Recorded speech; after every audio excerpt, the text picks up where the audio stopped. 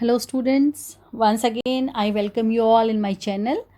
हम डाइवर्सिटी और inclusive education की बात कर रहे थे और हमने डाइवर्सिटी क्या होती है, इसकी क्या नीड है, इसकी क्या इम्पोर्टेंस है और कितने तरह की डाइवर्सिटीज़ हैं हमने ये पढ़ी।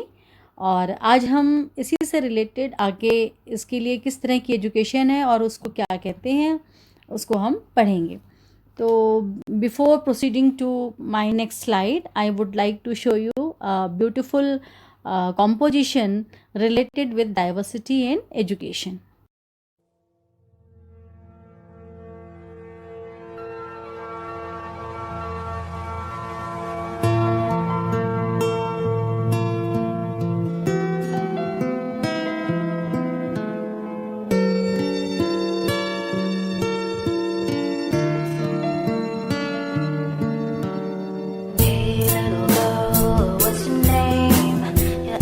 Tell a story that won't change. Hey, little boy, what are you whispering? Tears are cold, stories untold. You do the things we do every day is the same. Maybe we should just stop for a while. Listen to them sing. We are here, can't you see? We walk on the same ground, breathing the same air. Can we dream the same dream? Are we not allowed to be free? Take a moment, close your eyes. Can you hear us feel alive? Take our hands and light the darkest night. We'll make it right. Da-da-da, da-da-da.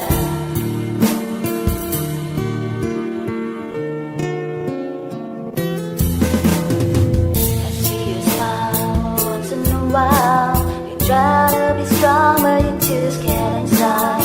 You think the world is shattering hopes and dreams, but love is strong. You've got to hold on. You do the things we do every day is the same. Maybe now we should give it a try. Let the whole world sing. We are here, you and I.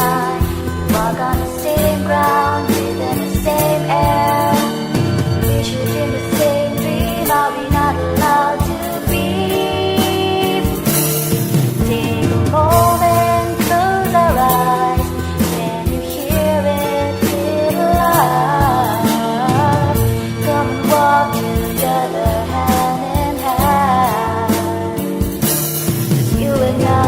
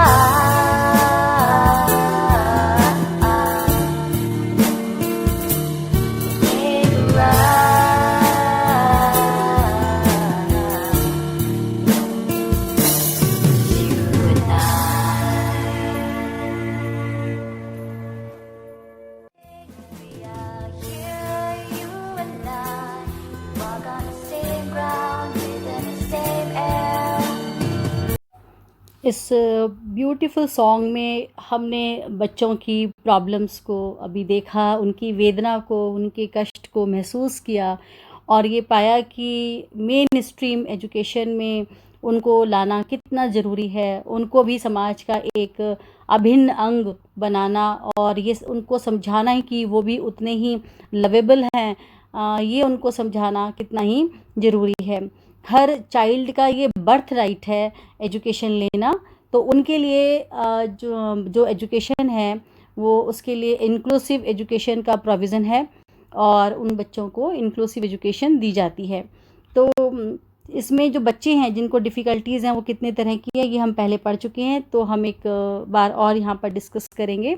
इसमें सबसे पहले जैसे जिन बच्चों को hearing disability है या hearing से related disorders हैं, जो कि वो पार्शियली डेफ हो सकते हैं या कम्प्लीटली डेफ हो सकते हैं, जिसके लिए उनको डिफरेंट एम्पलीफायर्स की ज़रूरत हो सकती है, तो हियरिंग डिसेबिलिटी हो गई।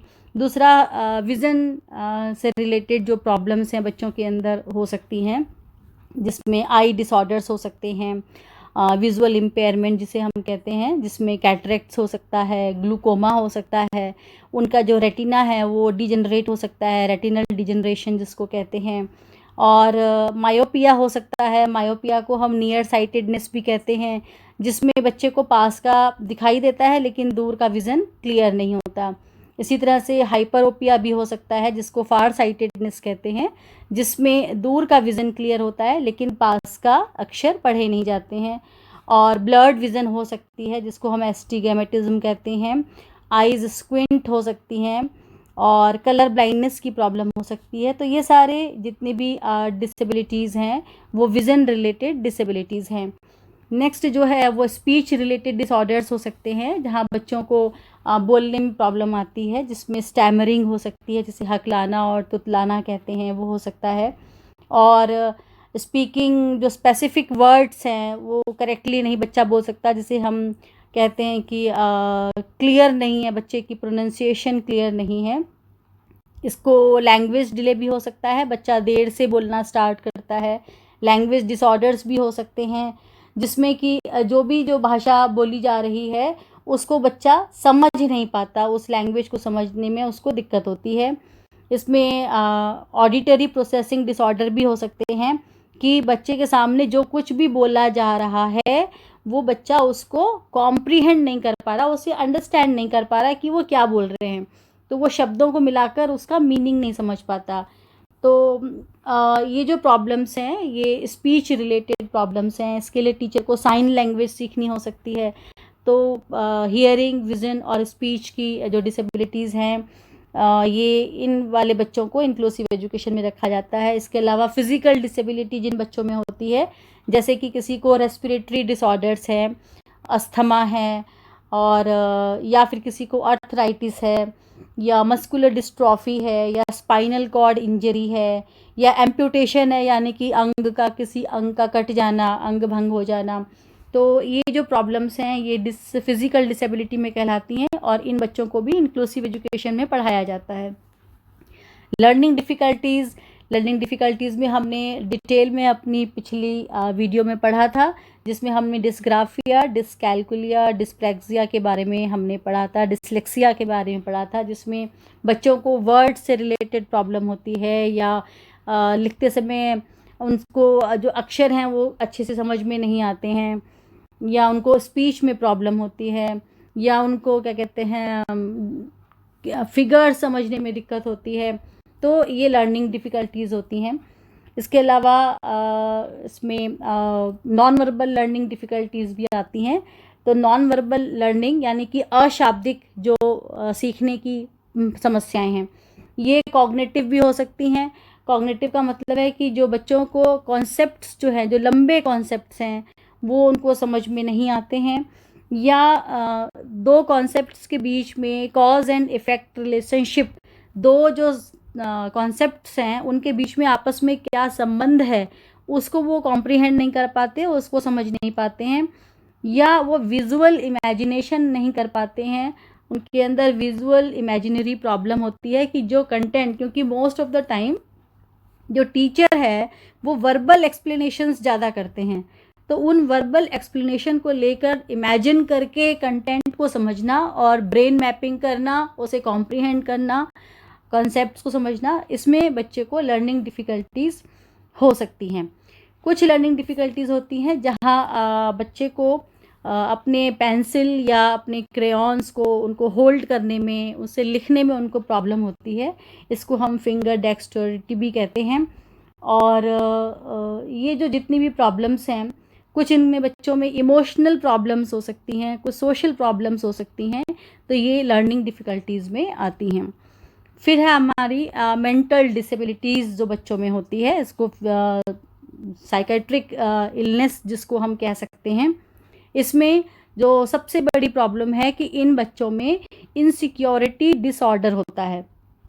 तो मेंटल डिसेबिलिटी का जो पहली डिसेबिलिटी हो सकती है वो है इनसिक्योरिटी डिसेबिलिटी, दूसरा है anxiety disorder, then mood swings बहुत होते हैं तो मूड डिसऑर्डर्स हो गया, शिज़ोफ्रेनिया हो सकता है, ईटिंग डिसऑर्डर्स हो सकते हैं, और कुछ ट्रॉमा रिलेटेड डिसऑर्डर हो सकते हैं। जैसे अगर किसी के संग कुछ ट्रॉमा हो चुका है, कोई ऐसी घटना हो चुकी है जिसने उसको पूरी तरह हिला दिया है, तो उसकी वजह से भी उसको मेंटल डिसेबिलिटी बच्चे को हो सकती है। डिप्रेशन हो सकता है, बाइपोलर डिसऑर्डर्स हो सकते हैं कि एक टाइम में कैसा बिहेव करता है और इमीडिएटली जस्ट अपोजिट बिहेवियर दूसरे टाइम में करे, या ऑटिज्म स्पेक्ट्रम डिसऑर्डर हो सकता है, जिसमें हमने बताया था कि जो ऑटिज्म स्पेक्ट्रम डिसऑर्डर वाले बच्चे होते हैं वो दूसरों से सोशलाइज नहीं कर पाते अच्छे से, उनके अंदर सोशलाइजेशन की प्रॉब्लम होती है, और उनका एक ही जो रिपीटेटिव पैटर्न ऑफ बिहेवियर उनका होता है, और वो उनके अंदर कॉन्फिडेंस बहुत कम होता है, लैक ऑफ कॉन्फिडेंस होता है, और वो आई कांटेक्ट करके बात नहीं कर पाते हैं। तो ये जो सारी डिसऑर्डर्स हैं या डिसेबिलिटीज़ हैं वो मेंटल डिसेबिलिटीज़ में आती हैं। और फिर है वेरियस मल्टीपल डिसेबिलिटीज़। यहाँ वेरियस मल्टीपल डिसेबिलिटीज से मतलब है जहाँ एक से ज़्यादा कॉम्बिनेशन ऑफ मल्टीपल डिसीज़ हो जाए। जैसे कोई डेफ भी है और साथ में ब्लाइंड भी हो जाए तो डेफ ब्लाइंड हो गया, या उसमें विजुअल भी हो जाए प्रॉब्लम और मेंटल भी हो जाए, या फिज़िकल हो और फिज़िकल प्रॉब्लम होने के साथ साथ उसको लर्निंग डिफ़िकल्टी हो। तो इसमें जो एसोसिएशन है, वो जो एसोसिएटेड कंडीशंस और जो मल्टीपल जो प्रॉब्लम्स हैं वो हो सकती हैं। तो इतने सारे बच्चे, इतने डिफरेंट, इसीलिए हम इसको कहते हैं डाइवर्सिटी या diverse problems related to children और रिलेटेड टू स्टूडेंट्स, वो चाहे किसी भी एज ग्रुप के हों। तो इतनी रिलेटेड तरह की प्रॉब्लम्स को इंक्लूसिव एजुकेशन के अंदर हम ट्रीट करते हैं। तो व्हाट इज़ इंक्लूसिव? इंक्लूसिव है it is when all children with and without disabilities participate and learn together in the same class. जब एक ही क्लास में जिन बच्चों को प्रॉब्लम्स हैं, डिसेबिलिटीज़ वाले बच्चे और जिनको प्रॉब्लम नहीं है, जो नॉर्मल बच्चे हैं, जब वो एक साथ एक ही क्लास में पढ़ते हैं तो हम उसको कहते हैं इंक्लूसिव। जैसे हमने यहाँ फिगर में दिखाया है कि डिफरेंट शेप, साइज़ और वेट और कलर के यहाँ पेबल्स हैं, और ये पेबल्स एक साथ हमने रखे हुए हैं and it is making a beautiful picture. तो ये जो इंक्लूसिव है, जो एक क्लासरूम है, उसमें भी ऐसे डाइवर्स नीड के बच्चे हो सकते हैं जिनकी जो लर्निंग नीड्स हैं they are very different, they are very diverse, और टीचर को उन सब की डाइवर्स नीड्स को कैटर करना है। तो इसको हम इंक्लूसिव जो एजुकेशन या इंक्लूसिव सेटअप जो है हम इसको कहते हैं। तो इंक्लूज़न एक्चुअली में क्या है? इंक्लूसिव जो है, इंक्लूसिव करना जिसको कि हमें मिलाना है सपोज, तो एक जो मिलाने का जो चीज़ है, इसको हम एक प्रक्रिया है, it is a process. Inclusion is the process of encompassing all the children into one major stream of learning. सभी बच्चों को एक ही सीखने की स्ट्रीम में समाना, शामिल करना, ये इंक्लूजन की प्रोसेस है। इंक्लूजन एक तरह की प्रक्रिया है। प्रोसेस मीन्स जो फंक्शनिंग में है, जो चल रही है, निरंतर चलती जा रही है, गतिशील है, डायनेमिक है। तो ये इंक्लूजन एक प्रोसेस है जिसमें हम इंक्लूड करते जाएंगे और उनके संग इम्प्रूवमेंट करते जाएंगे वर्किंग करते हुए। That's why inclusion is a process. अब इस इंक्लूजन में किस किस का इंक्लूजन हम करते हैं? अभी हमने डिसेबिलिटीज़ वाले बच्चे बताए, अब इसमें हम देखते हैं कि कौन कौन से बच्चे हो सकते हैं। Students including boys and girls. बच्चों को एजुकेशन देनी है विदाउट कंसिडरिंग देयर सेक्स, कि ये लड़की है या लड़का है, हमने इन बच्चों को इंक्लूड करना है, एक जैसी एजुकेशन देनी है। ये नहीं कि लड़कों के लिए एजुकेशन अलग है और लड़कियों के लिए अलग है। आज किसी भी कोर्स में, किसी भी सब्जेक्ट में लड़के और लड़कियां इक्वली पढ़ सकते हैं। They can become fighter, pilot बन सकते हैं, आर्मी में जा सकते हैं, डॉक्टर बन सकते हैं, एनी प्रोफेशन।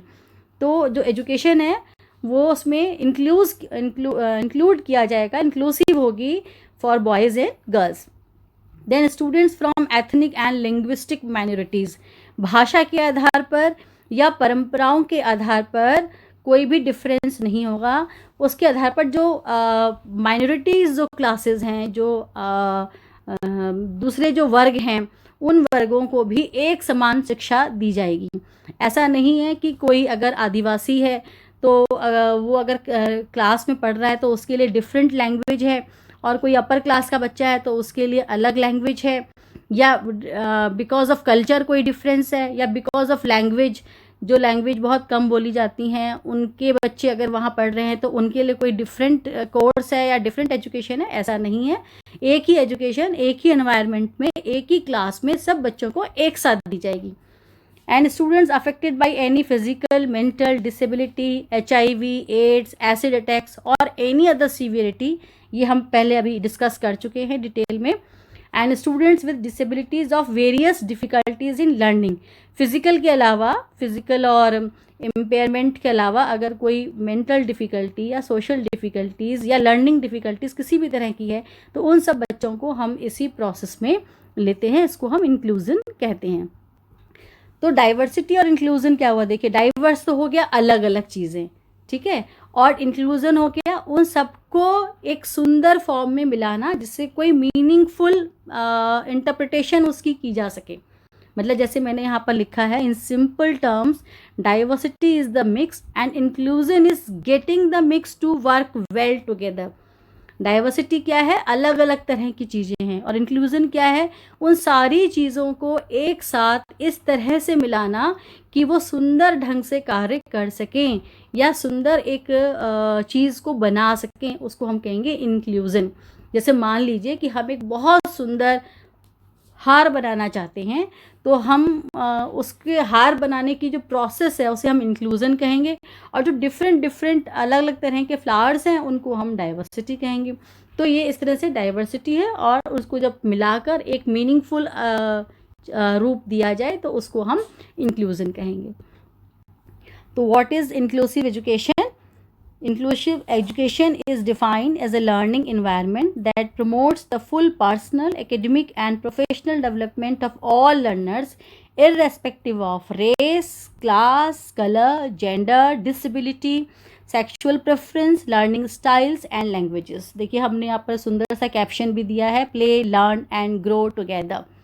इंक्लूसिव एजुकेशन वह एजुकेशन है जहाँ लर्निंग का वो एनवायरनमेंट दिया जाए जो सभी बच्चों की पर्सनल, एकेडमिक और प्रोफेशनल डेवलपमेंट को करे, बिना किसी रेस, क्लास, कलर, जेंडर या लैंग्वेज के ध्यान में रखते हुए।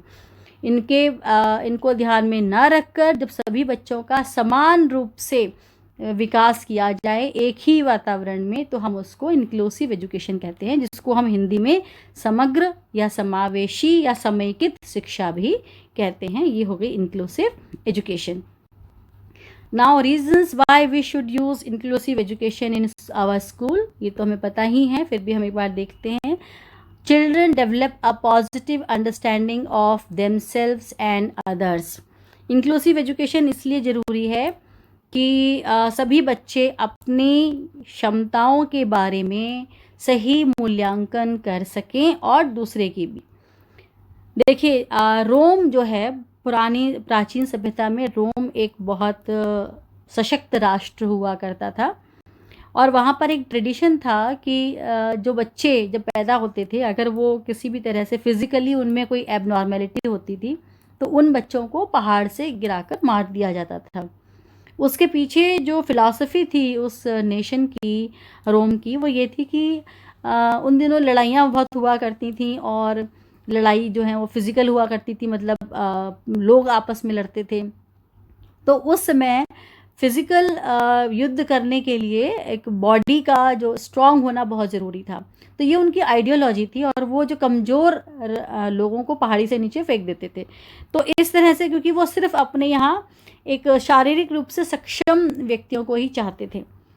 लेकिन बाद में अब ये धीरे धीरे ये चीज़ चेंज हो गई, और शारीरिक क्षमताओं के अलावा मानसिक योग्यताएं और भावनात्मक योग्यताएं और भी बहुत जितनी भी एक इंसान के अंदर खूबियां होती हैं, उन सबको ध्यान में रखते हुए उन बच्चों को भी मुख्य धारा में शामिल किया गया और जिसको इंक्लूसिव एजुकेशन दिया गया। तो इंक्लूसिव एजुकेशन में जब हम उन बच्चों को पढ़ाएं स्कूल में, तो उन बच्चों को ये पता लगे कि जो काबिलियत उनके अंदर नहीं है, उसके अलावा उनके अंदर ऐसी कौन सी खूबियाँ हैं जो बाकियों में नहीं हैं। Every child is special, every person is special. तो हर जो व्यक्ति है, हर जो बच्चा है, उसकी अपनी एक अलग खूबी है, उसकी अपनी एक अलग ब्यूटी है जो दूसरे में नहीं है। तो वो अपनी क्षमताओं को, अपनी कैपेसिटीज़ को पहचाने, अपनी रिस्पेक्ट करे और अपने साथ साथ जो चीज़ दूसरे में है उनको भी सराहे, उनको भी अप्रिशिएट करे और उनकी भी रिस्पेक्ट करे। तो सेल्फ की अंडरस्टैंडिंग, अपनी कमियों को और अपनी अच्छाइयों को, दोनों को बहुत अच्छे से समझना और उसके हिसाब से समाज में खुद को एस्टेब्लिश करना, ये बहुत ज़रूरी है। और इसके लिए हमें इंक्लूसिव एजुकेशन की ज़रूरत होती है, जिससे हर बच्चा अपना सही मूल्यांकन कर सके, अपना सही इवैल्यूएशन कर सके और खुद को अंडरस्टैंड कर सके, सेल्फ अंडरस्टैंडिंग कर सके। नेक्स्ट है respect for diversity creates a welcoming environment for all. क्योंकि विभिन्नताएं बहुत हैं समाज में और बच्चों में, वो बच्चे जो क्लास में पढ़ रहे हैं, तो उन सभी जो विभिन्न बच्चे हैं, वो जो डाइवर्सिटी है, जो स्कूल, क्योंकि स्कूल जो है it is a miniature of society, school समाज का प्रतिबिंब है। तो स्कूल के अंदर जो डिफरेंट बच्चे हैं वो एक दूसरे की जो भिन्नताएं हैं, जो डिफरेंसेस हैं, उनकी रिस्पेक्ट करें और उस एनवायरनमेंट में वो एक ऐसा एनवायरनमेंट हो जहाँ वो एक दूसरे को हेल्प करें आगे प्रोग्रेस करने में। तो बच्चे जो हैं they should not feel rejected. जो इस तरह के जो बच्चे हैं वो रिजेक्शन फील ना करें, बल्कि उनकी एक्सेप्टेंस हो, उनको स्वीकार किया जाए एक उनकी कमियों के साथ, सो दैट कि उनके अंदर किसी भी तरह का कोई इन्फीरियरिटी कॉम्प्लेक्स जो है वो डेवलप ना हो। और क्योंकि अगर इन्फीरियरिटी कॉम्प्लेक्स डेवलप होता है, एक रिजेक्शन की फीलिंग उनके अंदर आती है, तो ऐसे बच्चों का इमोशनल डेवलपमेंट और कॉग्निटिव डेवलपमेंट भी अफेक्ट करता है। तो उनके अंदर लैक ऑफ कॉन्फिडेंस ना हो, लैक ऑफ मोटिवेशन ना हो, वो अपने आप को वर्दीलेस ना फील करें, वो ये ना सोचें कि वो किसी काम के नहीं हैं, और जो उनके अंदर डिफरेंसेस हैं वो उनकी रेस्पेक्ट करें और उनको आगे बढ़ाएं। Involvement of parents in children's education and school activities. School जब इंक्लूसिव स्कूल हों तो वो पेरेंट्स की इन्वॉल्वमेंट कराएं बच्चों की एजुकेशन में, सो दैट पेरेंट्स जो हैं वो उनको समझ सकें। और पेरेंट्स जो बच्चे डिसेबिलिटीज़ वाले बच्चे हैं उनके पेरेंट्स, और जिन बच्चों के जो नॉर्मल बच्चे हैं उनके पेरेंट्स, जब वो आपस में इंटरेक्ट करें तो एक दूसरे के लिए एक सिंपैथेटिक एंड कोऑपरेटिव डेवलपमेंट हो और एक ऐसी सोसाइटी का निर्माण किया जाए जो ये रिप्रेजेंट करे, जो स्कूल है वो रिप्रेजेंट करे कि it is a society which values it's all citizens. क्योंकि जो बच्चों के पेरेंट्स हैं वो एक दूसरे के बच्चों को डेवलप होने में, आगे बढ़ने में हेल्प करें। तो ये इंक्लूसिव एजुकेशन हमें इसीलिए चाहिए। To increase community participation and building of trust. जब इस तरह के बच्चे जब पढ़ते हैं और उनके अंदर एक कॉन्फिडेंस गेन होता है, तो ये कम्युनिटी की पार्टिसिपेशन को बढ़ाता है। जो नॉर्मल बच्चे हैं, जो नॉर्मल लोग हैं सोसाइटी के, उनमें और जो इन बच्चों में लर्निंग डिफ़िकल्टीज़ है या कोई किसी भी तरह की डिसेबिलिटीज़ है, इम्पेयरमेंट है, तो वो एक दूसरे को सपोर्ट करें और इस तरह से ट्रस्ट को बिल्ड करें। बिकॉज ट्रस्ट जो है वो बहुत ज़रूरी है, और वो ट्रस्ट इस बात का है कि कोई भी जो व्यक्ति है वो बेकार नहीं है। हर व्यक्ति किसी न किसी गुण में दूसरों से अलग है और उसके अंदर बहुत खूबियाँ हैं। तो नेक्स्ट है to develop individual strengths and gifts with high and appropriate expectations for each child. मतलब कि हर बच्चे के अंदर उसकी अपनी स्ट्रेंथ है। देखिए यहाँ पर हमने टर्टल को पेडेस्टल दिए हुए हैं, जिससे कि वो जो बहुत स्लो चलता है वो बहुत स्लो ना चले और उसकी स्पीड बढ़ जाए। तो जो इस तरह के जो बच्चे हैं उनकी जो इंडिविजुअल स्ट्रेंथ है उनको पहचानना। जैसे मान लीजिए कि कुछ जो बच्चे कुछ ब्लाइंड होते हैं उनमें एक सिक्स्थ सेंस डेवलप हो जाती है। इस तरह के बच्चे जब उनका एक सेंस ऑर्गन काम करना बंद कर देता है या इनएफिशिएंटली काम करता है, तो कोई दूसरा जो सेंस ऑर्गन है वो उसे कंपेंसेट करता है और वो स्ट्रॉन्ग हो जाता है। तो इस तरह के जो बच्चे हैं उनकी जो पावर्स जो है उनको बढ़ाना, उनको ग्रेजुअली उनको इम्प्रूव करना, और हर बच्चे से एक जो एक्सपेक्टेशन है वो एप्रोप्रिएट एक्सपेक्टेशंस होनी चाहिए। मतलब कि आप जब हम इंक्लूसिव स्कूल्स में या इंक्लूसिव एजुकेशन हम बच्चों को दें तो ऐसे बच्चों से ऐसा नहीं है कि एक्सपेक्टेशंस ना करें, एक्सपेक्टेशंस ज़रूर करनी चाहिए, क्योंकि उससे उनको एक मोटिवेशन मिलता है, एक इंस्पिरेशन मिलती है आगे बढ़ने की।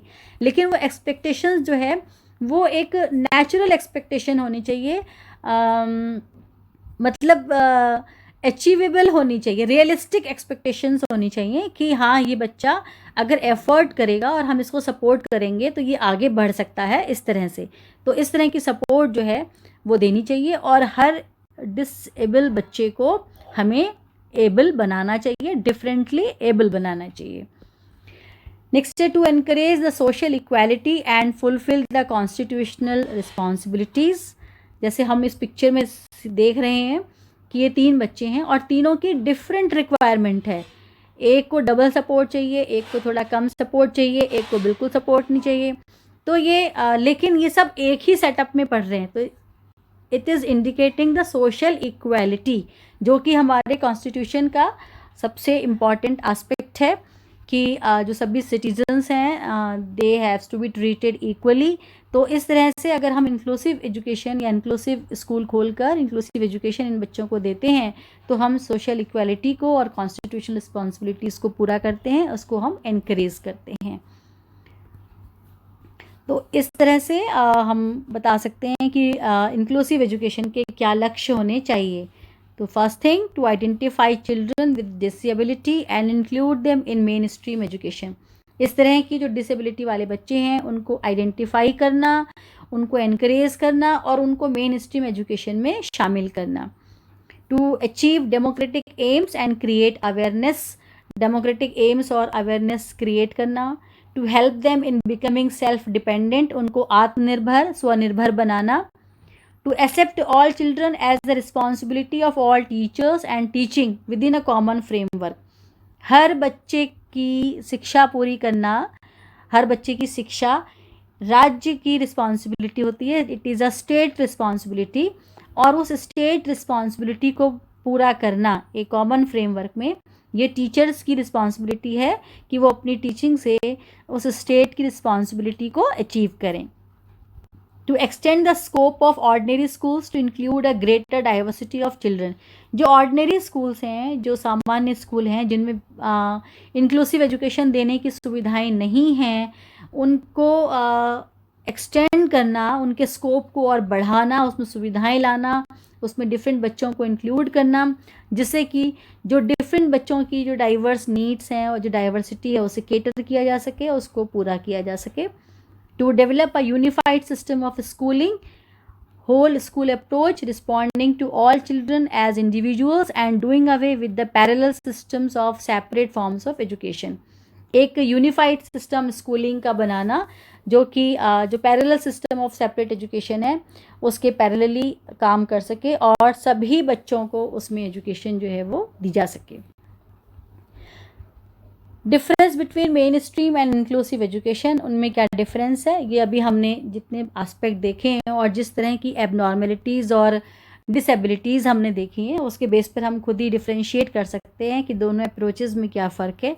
जो ट्रेडिशनल अप्रोच है जो चली आ रही है उसमें क्या है कि एजुकेशन फॉर सम, कुछ बच्चे हैं क्योंकि जो टीचर्स का जो मेथड है पढ़ाने का वो डिफरेंट है, लेकिन जो इंक्लूसिव अप्रोच है उसमें एजुकेशन फॉर ऑल है, उसमें जो इंक्लूसिव अप्रोच है, इंक्लूसिव स्कूल है, वो सभी बच्चों के लिए है, उस चाहे किसी भी तरह की डिसेबिलिटी वाला बच्चा हो। Traditional approach is a static method and inclusive approach is flexible method, क्योंकि इंक्लूसिव अप्रोच इसलिए फ्लैक्सिबल है क्योंकि उस क्लास में बच्चे बहुत अलग अलग तरह के हैं, तो उन बच्चों को पढ़ाने के लिए जो मेथड है वो भी बहुत फ्लेक्सिबल होना चाहिए, क्योंकि हर बच्चे की रिक्वायरमेंट अलग है, हर बच्चे की नीड अलग है। Traditional approach is the collective teaching, क्योंकि वहाँ मान के चला जाता है कि सब बच्चे इक्वली एक ही पैरामीटर के हैं, उनके अंदर एक से हाई IQ है और एक से ही उनकी स्ट्रेंथ है। जबकि इंक्लूसिव अप्रोच में इंडिविजुअलाइज टीचिंग है, क्योंकि हर बच्चा एक दूसरे से बिल्कुल ही डिफरेंट है, और बिल्कुल डिफरेंट मतलब वो इस एक्सटेंट तक डिफरेंट है कि हर एक बच्चे की जो ज़रूरत है वो अलग है, इसलिए वहाँ पर व्यक्तिगत शिक्षण किया जाता है, यानी कि हर बच्चे के अकॉर्डिंग उसको एजुकेशन दी जाती है। ट्रेडिशनल अप्रोच में लर्निंग इन सेग्रीगेटेड एरिया, मतलब लर्निंग जो है वो अलग अलग एरियाज़ में डिफरेंट तरीके से दी जाती है, लेकिन इंक्लूसिव एजुकेशन में जो लर्निंग होती है वो इंटीग्रेटेड होती है, यानी कि एक साथ सारी अप्रोच को, इंक्लूसिव अप्रोच को, या हम कह लें कि हॉलिस्टिक अप्रोच को लेकर पढ़ाया जाता है।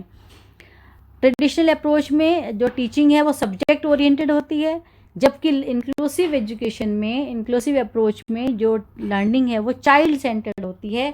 वहाँ पर ये ध्यान में रखा जाता है कि जो बच्चा है, क्योंकि उसकी नीड अलग है, उसकी प्रॉब्लम अलग है, उसकी लिमिटेशंस अलग हैं, तो क्या उसको समझ में आ रहा है। और जो ट्रेडिशनल अप्रोच है उसमें जो अपॉर्चुनिटीज़ है वो बहुत लिमिटेड हो जाती हैं, जबकि इंक्लूसिव अप्रोच में जो अपॉर्चुनिटीज़ है वो सभी बच्चों के लिए एक समान रहती है, और जो करिकुलम है वो सबके लिए एक जैसा होता है। तो हम इवोल्यूशन ऑफ इंक्लूसिव एजुकेशन देख रहे हैं कि किस तरह से एजुकेशन के अंदर इंक्लूसिव एजुकेशन का ओरिजिन हुआ। सबसे पहले एक्सक्लूजन था, सोसाइटी जो है वो इस तरह के बच्चों को एक्सेप्ट नहीं करती थी, उनको ये माना जाता था कि उनके लिए कोई एजुकेशन नहीं है। लेकिन बाद में धीरे धीरे स्पेशल एजुकेशन का प्रोविज़न हुआ, स्पेशल स्कूल्स बने, और जो मेन स्ट्रीम एजुकेशन है उसके अलावा एक डिफरेंट जगह पे उनकी रिक्वायरमेंट के अकॉर्डिंग अलग स्कूल बने, जैसे ब्लाइंड स्कूल एक अलग से बन गया। तो इस तरह से सेग्रीगेशन हो गया कि इस जो डिफरेंट तरह के बच्चे हैं उनके स्कूल एक बिल्कुल ही अलग होंगे और उनको अलग से एजुकेशन दी जाएगी, और जो नॉर्मल बच्चे हैं उनको मेन स्ट्रीम एजुकेशन अलग से दी जाएगी। फिर इंटीग्रेशन हुआ।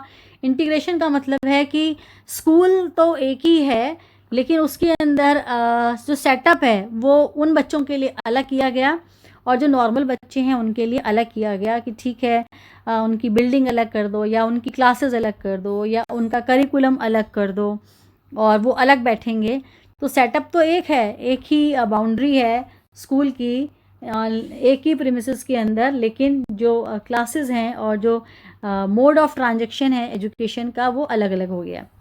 फिर इंक्लूज़न कॉन्सेप्ट आया। इंक्लूज़न का मतलब ये है कि एक ही क्लास है और एक ही क्लास के अंदर हर तरह के बच्चे जो हैं वो बैठे हुए हैं, और जो टीचर है उसको इस तरह से ट्रेनिंग दी गई है कि वो उन सारे बच्चों की नीड को पूरा कर सके और उनको एजुकेशन दे सके। तो इसको हम इंक्लूसिव एजुकेशन कहते हैं। तो it was a paradigm shift in the education कि जो एक्सक्लूजन था इट चेंज्ड इनटू इंक्लूजन। तो इस हिसाब से फीचर्स ऑफ इंक्लूसिव एजुकेशंस हम देखेंगे। सबसे पहले क्या है कि नेचुरली चाइल्ड फ्रेंडली इन्वायरमेंट होना चाहिए, पेरेंट्स और कम्युनिटी का इन्वॉल्वमेंट होना चाहिए, flexible and innovative teaching methods होने चाहिए, इनको डिफरेंट तरीके से पढ़ाना उनको चाहिए, और टीचर्स को ट्रेनिंग जो है वो मिलनी चाहिए जिससे कि वो मल्टीलिंगुअल मल्टीकल्चरल जो टीचिंग है वो कर सकें, और जो फिज़िकली डिसेबल हैं क्लास में उनको पढ़ा सकें। इन बच्चों की डाइवर्स नीड को मीट आउट करने के लिए स्पेसिफिक करिकुलम होना चाहिए। करिकुलम ऐसा होना चाहिए कि जो नॉर्मल बच्चा है उसकी भी जो लर्निंग नीड है वो पूरी होती हो, और जिन बच्चों में डिसेबिलिटी है उनकी लर्निंग नीड भी पूरी होती हो। Then judicious use of necessary equipments blended with ICT and collaborative approach. Naturally जब हम सब तरह के बच्चों को साथ में मिलकर पढ़ाएंगे तो जो बच्चे जिनको रिक्वायरमेंट है जो डिसेबिलिटी वाले जो बच्चे हैं उनको कुछ साइंटिफिक टूल्स की या इक्विपमेंट्स की ज़रूरत होगी, तो उनको मॉडर्न आईसीटी के संग जो टेक्नोलॉजी है उसके संग उनको कोलैबोरेट करके उनको पढ़ाएं। तो उसका एक सही सिलेक्शन करना आना चाहिए टीचर को या स्कूल्स को कि कौन से इक्विपमेंट्स हम अपने उसमें स्कूल में लाएं जिससे कि जो इस तरह की जो डाइवर्स नीड है उनको हम पूरा कर सकें। Then qualitative assessment of learning, क्योंकि जो बच्चे हैं दे आर डिफरेंटली एबल्ड, तो उनकी जो असेसमेंट है कि उन्होंने कितना सीखा, उनकी एक क्वांटिटेटिव असेसमेंट उनकी करनी बहुत मुश्किल है। तो उनकी क्वालिटेटिव असेसमेंट की जाए, गुणात्मक रूप से की जाए कि भाई इन्होंने कितना सीखा। सीखने का मतलब है कि उनको कितनी समझ डेवलप हुई या कितना वो अपना काम कर सकते हैं, वो कॉन्सेप्ट वो कितना समझ पाए हैं, वो उनके लिए बहुत ज़रूरी है। And restructure of cultures, policies and practices in schools, क्योंकि इंक्लूसिव एजुकेशन अगर हम लाना चाहते हैं स्कूलों में तो हमें अपनी पॉलिसीज़ और प्रैक्टिसेस और कल्चर को थोड़ा सा चेंज करना पड़ेगा। और इस तरह से it is an on going continuing process. कोई इंक्लूज़न एक टाइम का इवेंट नहीं है, क्योंकि जो बच्चे हैं जिनका एडमिशन होता है वो डिफरेंट रिक्वायरमेंट्स के होते हैं, उनकी डिफरेंट नीड्स को पूरा करने के लिए हमें रोज़ नए तरह की चीज़ों की ज़रूरत पड़ सकती है, नई स्ट्रैटेजी की ज़रूरत पड़ सकती है। तो जो इंक्लूज़न है ये एक कंटिन्यूस प्रोसेस है। तो इंक्लूसिव स्कूल हम अगर एस्टेब्लिश करते हैं तो उसके क्या एसेंशियल एलिमेंट्स हो सकते हैं, उसमें क्या क्या होना चाहिए। सबसे पहले ऑर्गेनाइज्ड स्कूल स्ट्रक्चर, यानी कि जो स्कूल की बिल्डिंग है वो इस तरह से बनी हुई हो कि अगर उसमें कोई डेफ बच्चा है या कोई फिज़िकली बच्चा है, ब्लाइंड बच्चा है या किसी बच्चे के पैर में प्रॉब्लम है, तो उसमें स्कूल का जो स्ट्रक्चर ऐसा हो कि किसी भी तरह के बच्चे के मूवमेंट में, उसको चलने में, क्लास अटेंड करने में, लाइब्रेरीज अटेंड करने में, ग्राउंड में आने में कोई भी तरह की प्रॉब्लम ना हो। देन एडमिनिस्ट्रेटिव सपोर्ट, जो स्कूल के प्रिंसिपल हैं और जो अदर मैनेजरियल स्टाफ है उनका पूरा सपोर्ट हो अपने टीचर्स को मोटिवेट करने के लिए, क्योंकि इस तरह के एनवायरनमेंट में काम करने के लिए टीचर्स को बहुत ज़्यादा पुश और एक मेंटल सपोर्ट की ज़रूरत होगी। तो जो प्रिंसिपल्स हैं वो अपने टीचर्स को एक सपोर्ट दें, इमोशनल सपोर्ट दें, सोशल सपोर्ट दें और जो भी रिक्वायरमेंट है वो उनकी पूरी करें। सपोर्ट सर्विसेज हों ऐसे स्कूल्स में, टेक्नोलॉजी इस तरह से हो कि जो पढ़ाई है, जो लर्निंग है वो उससे उसमें हर्डल्स ना आएँ और ज़्यादा टाइम वेस्टेज ना हो और हर बच्चा बड़े आराम से एजुकेशन को सीख सके। देन प्रोफेशनल डेवलपमेंट, यानी कि capacity building of teachers and other staff. Teachers और जो सबऑर्डिनेट स्टाफ है उनको टाइम टू टाइम ट्रेनिंग दी जाए, उनको सिखाया जाए, वर्कशॉप्स में भेजा जाए, रिफ्रेशर कोर्सेज में भेजा जाए, उनकी जो कैपेसिटी है वो और बिल्ड की जाए सो दैट कि वो और प्रोफेशनली डेवलप हों और ऐसे बच्चों को एजुकेशन दे सकें। देन पेरेंट्स की कम्युनिटी और इन्वॉल्वमेंट बहुत ज़रूरी है, तो उसके लिए स्कोप हो, स्कूल इस तरह का प्रोविजंस रखें कि पेरेंट्स जो हैं वो इन्वॉल्व हो सकें और स्कूल को स्ट्रेंथन कर सकें बच्चों को डेवलप करने में। स्टूडेंट सेंटर्ड क्लासरूम्स हो, जैसे कि जो भी बच्चा है उसको जो भी रिक्वायरमेंट है वो उसकी क्लासरूम में उसको अवेलेबल हो। किसी बच्चे को वर्बली ज़्यादा समझ में आएगा, किसी को विजुअली ज़्यादा समझ में आएगा, क्योंकि उनकी रिक्वायरमेंट्स डिफरेंट हैं। तो क्लासरूम्स इस तरह से ऑर्गेनाइज किए जाएं कि वहाँ हर प्रॉब्लम की बच्चे को मीट आउट किया जा सके।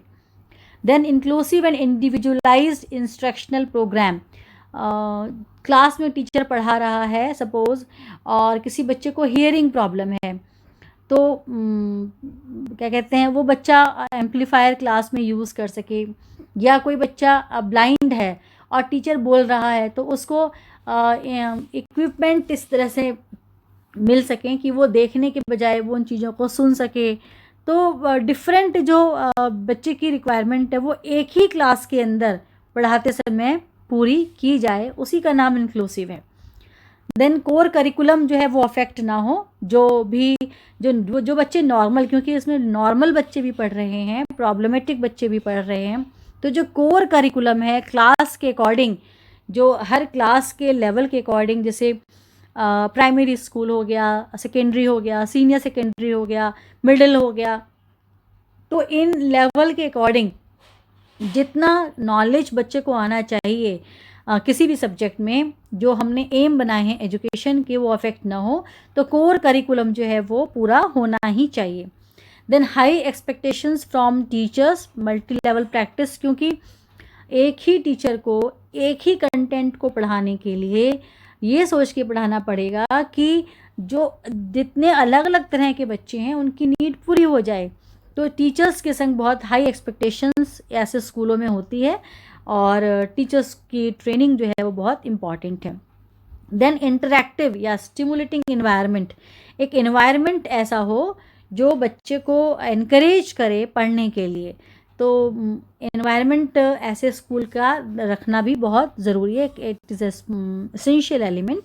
एंड नेक्स्ट है फोकस ऑन स्टूडेंट्स पार्टिसिपेशन, क्योंकि बहुत सारे बच्चे ऐसे हैं जो सोशली अपने आप को सोशलाइज नहीं करेंगे, अपने आप को इमोशनली एक्सप्रेस नहीं करेंगे, because of inferiority complex, because of previous felt rejection, जो उन्होंने पहले रिजेक्शंस को सोसाइटी में फेस किया है उसके बेस पर।